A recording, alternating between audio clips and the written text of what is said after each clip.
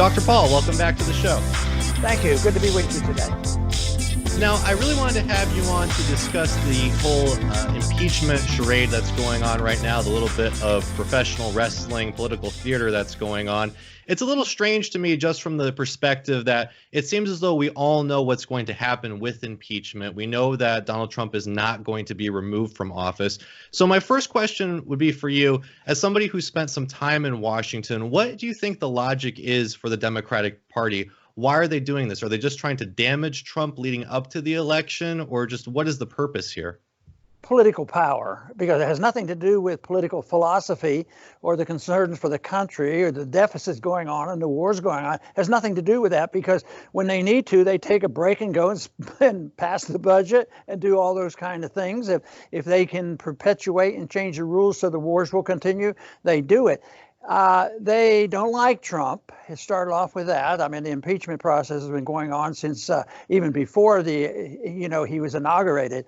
So I think it's a hatred that they have, and I think it's rather ironic that they hate him. That's the way it comes across. But I really think they're jealous of him because he's unorthodox. He says some good things and a lot of bad things, but he's unorthodox and he defies all the rules, and they can't stand it. So in a way, it's his success that they're embarrassed by, so they have to do something, so they have to turn it into hatred, and they're doing a pretty good job of that. But they I think really are jealous, and they detest his supporters even more than they detest Trump, because they're the idiots that put him in, is what they argue. But this is, to me, I think it's narrowed down to 99% of it is just dislike, because Trump has overstepped his bounds in using political power. He doesn't fit in. He doesn't do what the deep state tells him to do, and he speaks one way and goes the other way. So he's unmanageable. So they have reason to dislike him. But unfortunately, it's political, and it's nothing that will, really help us get better policy. It will help to put us in a bigger predicament because there's so much infighting. But when I see them pausing to go and pass more budgets and perpetuate war, it isn't really a disagreement on policy. It's a disagreement just because they don't like him and they're jealous of him. So somebody in particular that's a little strange to me in this whole dynamic is Justin Amash, because if you look at most of the libertarian-leaning members of Congress, your son, Senator Rand Paul, Mike Lee, Thomas Massey, they seem to have, a keen understanding of why this is a charade. However, Justin Amash has really sort of adopted the Democratic talking points, not only in regards to impeachment. He's in support of impeachment. His name was actually floated at one point to be the impeachment manager from the Democratic side. With that, I am pleased to recognize the gentleman from Michigan, Mr. Amash, for 2 minutes. Gentleman's recognized for 2 minutes. Thank you, Madam Speaker. I rise today in support of these articles of impeachment. I come to this floor not as a Democrat, not as a Republican, but as an American who cares deeply about the Constitution, the rule of law, and the rights of the people. President Donald J. Trump has abused and violated the public trust by using his high office to solicit the aid of a foreign power, not for the benefit of the United States of America, but instead for his personal and political gain. His actions reflect precisely the type of conduct the framers of the Constitution intended to remedy through the power of impeachment. And it is our duty to impeach him.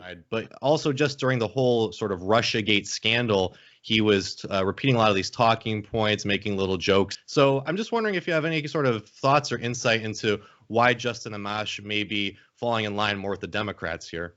Yeah, I don't know that, but I think it's safe to say that his position has helped the Democrats, obviously, because he's rejecting what the Republicans are doing. But the Republicans aren't perfect either, so you can find imperfections. And the other day, there was this big debate going on, and the Republicans were trying to neutralize an argument. This was yesterday. And the whole thing is the Republicans were taking a stronger position.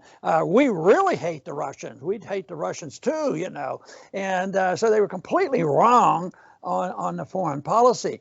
But overall, that's sort of incidental to getting rid of the president and why they're doing that. I know Justin, and I think he's a good guy, and he, in spite of his disagreement on the impeachment process, technically there's probably some impeachable things that, if it's true, should be done this sort of way, but it's way out of proportion compared to the idiocies and the inaccuracies and the lying that the Democrats do. So if you're trying to compare the two, it's difficult for us to understand.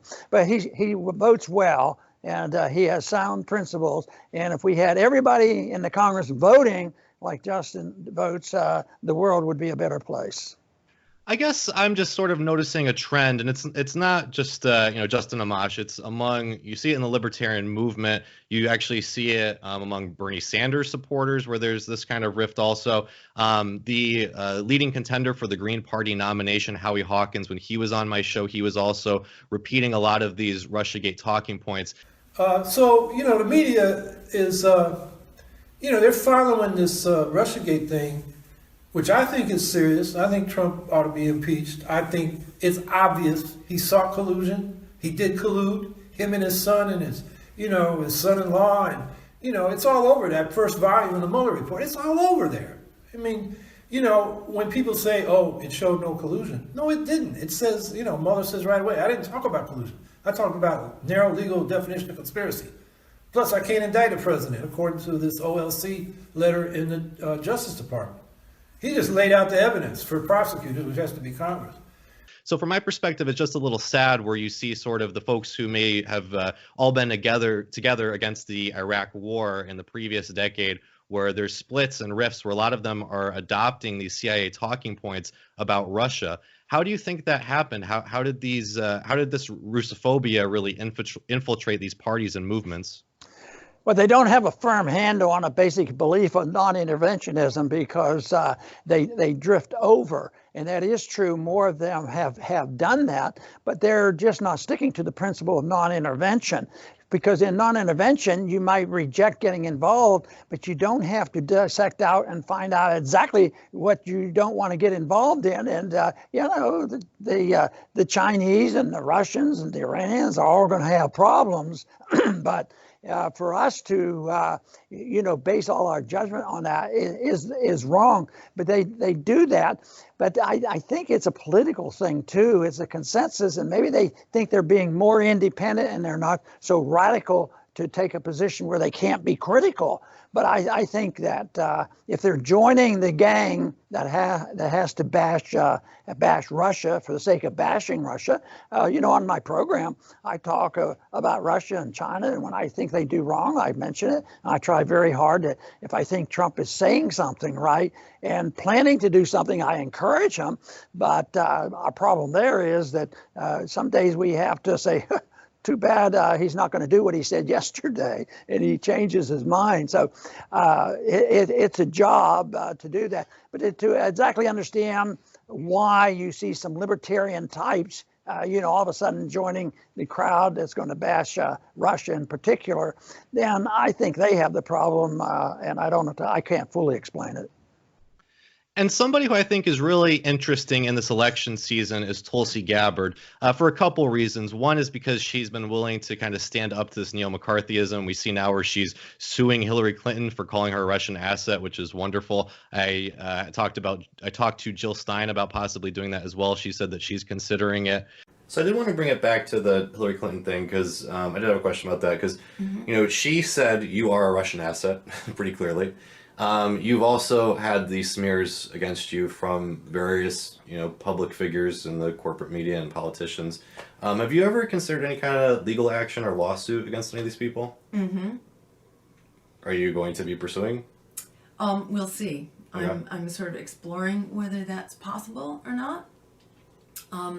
Because it's not a small thing.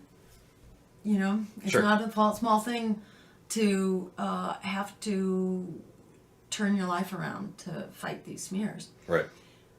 But to my mind, it's not just the smears we're fighting. We're really fighting a democracy that's been hijacked and it's very important to break that stranglehold right now.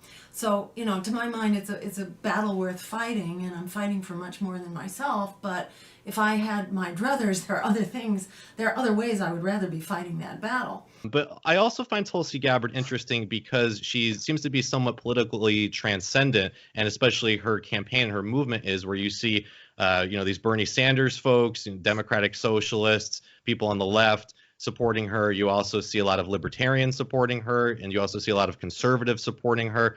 Have you officially endorsed her for president? I know that you said that you thought favorably of her, but has she won your endorsement for either the presidency or the Democratic nomination? No, I haven't endorsed her, but early on, somebody asked me, excuse me, they asked me the question, what do you think of the candidates? Is there somebody you support? I said, no, but Tulsi has the best foreign policy. I like what she's saying. And that was turned into, not too long after that, Ron Paul endorsed Tulsi. I think she has a very good foreign policy. She's the best of the Democrats, but I haven't endorsed any Democratic candidate. Have you been following the Libertarian Party nomination process at all? Not very closely. I've been discouraged in the past, on what has been concluded there when they get some washed out Republicans, being nominated. So I don't know the details of who's running and how people are doing. So I'm not able to comment on that. So if we have just a couple minutes left, I did want to briefly touch on some economic philosophy, just because, I've discussed sort of the freedom from versus freedom to issue with you and many others on the past on this show. One is Richard Wolff. He recently had a debate with Gene Epstein at the Soho Forum, which I thought was really interesting. And it seems to me as though one of the big divisions between libertarians and socialists is that this whole employer-employee relationship. And people on the left often say, we can't have true freedom until you abolish this employer-employee relationship. You can't have employers renting people, and they also draw analogies to slavery. So I just would like your general thoughts on this. I mean, is there any way to resolve this issue? And just what is your thought on the employer-employee relationship? In an ideal, truly free society, would something like that exist, or would we all sort of be entrepreneurs?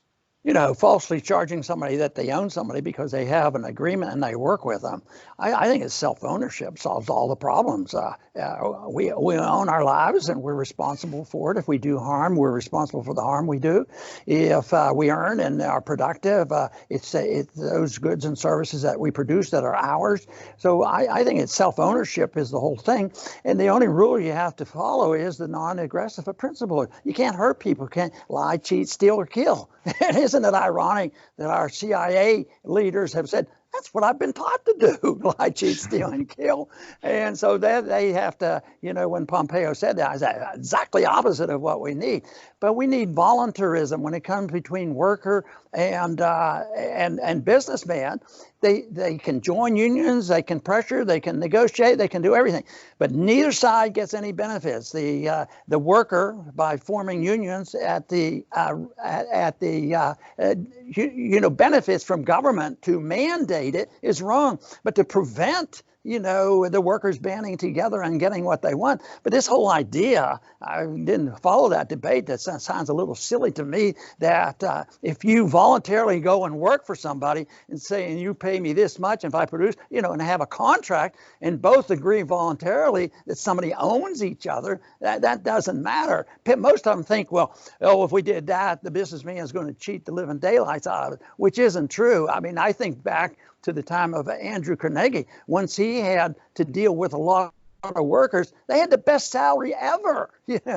So capitalism really protects the workers. And when there's production out there, their negotiating power increases. And so I don't think that anybody should entertain the thought from a free market standpoint of view that somebody owns each other. But I think stick to the non-aggressive principle and think toward voluntarism and coming together. Most people accept this on social things. You know, we're at a point now where people's personal, religious, and sexual habits, you know, as long as they're not using kids and forcing people, they accept it. But as soon as you go to economics, oh, that's different. I've actually had this little bit of a discussion like that with Barney Frank, and I got along with him real well. I said, look, Barney, you understand me real well on social issues and, you know, on a libertarian viewpoint. But he said, well, on economics, you need some controls. You need to, you know, reduce the power that they get. But what you need to do under those circumstances is reduce the power of government to selectively benefit the special interests. That's why the worst thing that I hear now is we have to get rid of this free market capitalism and we need socialism. Well, that is a trap, and too many Republicans especially accept this idea that, oh yes, there's shortcomings in our free market capitalism that we have today, but we have cronyism, we have inflationism, we have government's controls and all the benefits. They have the advantage, so it has nothing to do with free markets. And that is the point that I think gets made very rarely.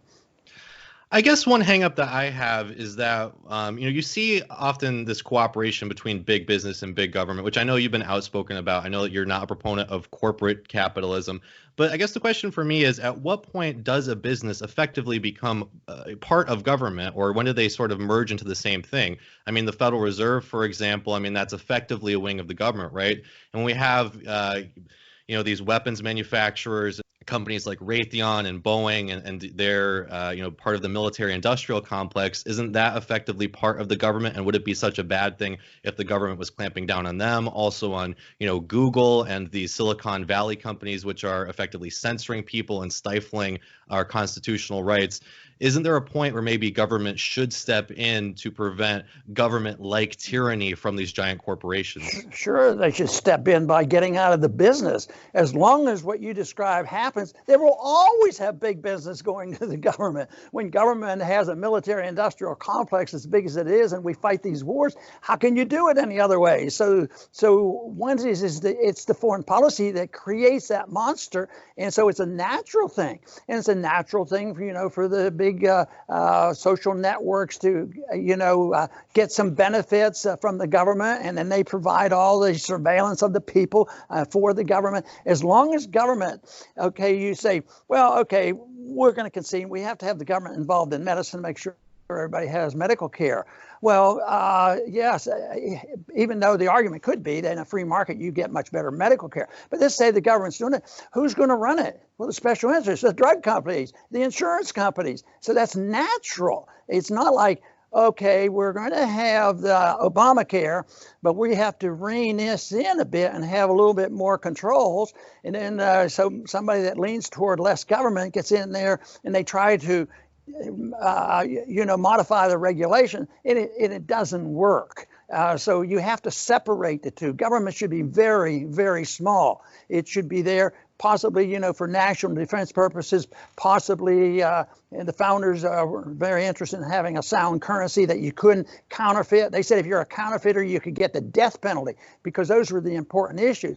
But they didn't ever intend you know, that we provide social welfare and medical care and education and everything under the sun, because it always leads to bankruptcies, and it always leads to those incestuous relationships that you can't just deregulate. That is a natural consequence of the type of system that we have. You have to reduce the federal government and all governments by 80%, or, you know, they have to be very minimal to protect liberty. Let people voluntarily solve their problems at the most local level possible, and you'd get rid of most of the concerns you just expressed. So, Dr. Paul, I know that we're running over. I just have two quick, maybe even one-word questions for you. One is, you know, there's this rumor that's been going on for years that your son Rand Paul is named after the author Ayn Rand. Is that true? No, absolutely false. My wife resents that when she named him. She participated in the naming. His name is Randall Paul. And the last question is, who do you think is the greatest U.S. president in American history? Oh boy, that's always always a tough one. But I don't want to get into the the contest of saying that, because my mind is slipping on the several that I would like to name. I thought you might say Calvin Coolidge. No, the Democrat at the turn of the century. And his name slips me. But anyway, there hasn't been the ideal president yet, because if they were, our country wouldn't keep marching toward bigger and worse government. But there are a few who made a serious effort. But the last 100 years have been very, very bad.